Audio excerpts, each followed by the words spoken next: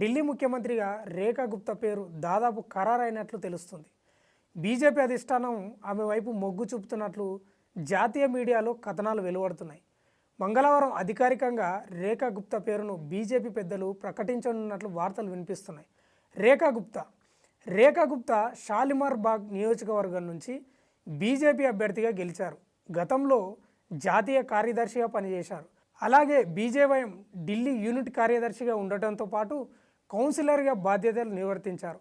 అంతేకాకుండా ఢిల్లీ బీజేపీ మహిళా మోర్చా ప్రధాన కార్యదర్శిగా, బీజేపీ జాతీయ కార్యవర్గ సభ్యురాలుగా పనిచేసిన అనుభవం ఉంది. పార్టీ పెద్దలతో ఎక్కువ సంబంధాలు ఉండడంతో ఈమెను ఎంపిక చేసినట్లుగా వార్తలు వినిపిస్తున్నాయి. ఇక బీజేపీ పాలిత రాష్ట్రాల్లో మహిళా ముఖ్యమంత్రులు లేరు. అందుకోసమే ఢిల్లీ సీఎం పీఠంపై మహిళను కూర్చోబెట్టాలని హైకమాండ్ భావించింది. అందులో పార్టీ కోసం కష్టపడిన రేఖా గుప్తను అధిష్టానం పెద్దలు పరిగణలోకి తీసుకుంటున్నట్లు తెలుస్తుంది.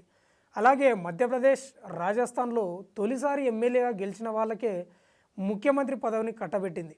అదే ఫార్ములాను ఢిల్లీలో కూడా అమలు చేయడంతో తొలిసారి ఎమ్మెల్యేగా గెలుపొందిన రేఖా గుప్తాకు అవకాశం దక్కుతోంది.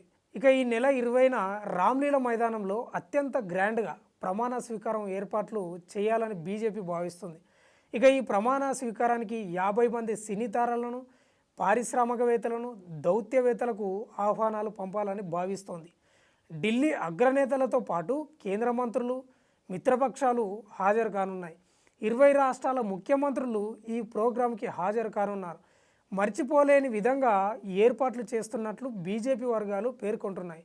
ఇక దేశంలోని ఆధ్యాత్మికవేత్తలైన బాబా రామ్దేవ్, స్వామి చిదానంద, బాబా బాగేశ్వర్, ధీరేంద్ర శాస్త్రి, ఇతర మత ప్రముఖులను కూడా ఈ కార్యక్రమానికి పిలువనున్నారు.